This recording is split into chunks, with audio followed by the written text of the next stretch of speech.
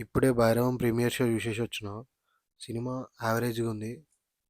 First హాఫ్‌లో అన్ని క్యారెక్టర్స్‌కి equal importance అంతా ఉన్నా గూడా, సెకండ్ హాఫ్‌లో ఒక పాయింట్‌కి ఒక హీరో క్యారెక్టర్ ఎలిమినేట్ అయిపోద్ది.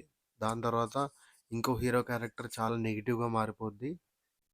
ఇంకో హీరో క్యారెక్టర్ మెయిన్ హీరోలాగా పోర్ట్రే అయిద్ది. బట్ ఏ మాట కామాట సినిమాలో ఈ రొమాంటిక్ ట్రాకు, ఈ సాంగ్సు ఫస్ట్ హాఫ్‌లో 'ఓ వెన్నెల', సెకండ్ హాఫ్‌లో 'గిచ్చమాకు' ఇయొచ్చినప్పుడు మాత్రం చిరాకులేస్తది. ఫ్రాంక్‌గా చెప్తున్నా. దానివల్ల నీకు సినిమా అబోవ్ యావరేజ్ అనిపించినా కూడా యావరేజ్ అయిపోద్ది. అంటే అసలు చూడలేము. చాలా చిరాకొస్తది. స్టోరీకి అన్నెసెసరీగా మధ్యలో యాడ్ చేసినట్టు ఉంటది తప్ప ఆర్గానిక్‌గా అయితే అస్సలుండదు.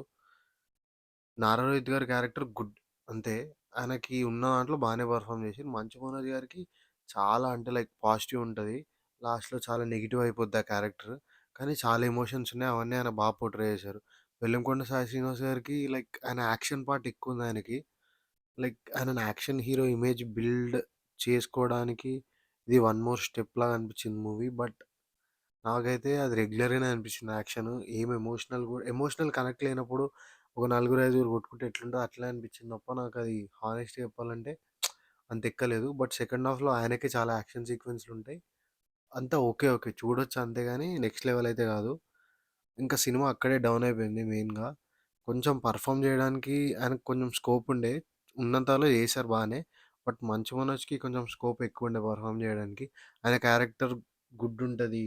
మధ్యలో బ్యాడ్‌కి చేంజ్ అయ్యే ట్రాన్సిషను, బ్యాడ్ అవ్వడము, ఆ క్యారెక్టర్‌కి క్లోజరు అదంతా పర్ఫెక్ట్ ఉండే.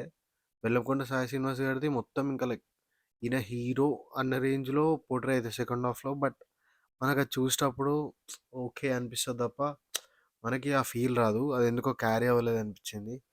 నేను ఒరిజినల్ 'గరుడ'n చూడలే. చూసుంటే ఆ సినిమాకి, ఈ సినిమాకి తేడాలేంటో మీరు కామెంట్ జేయండి.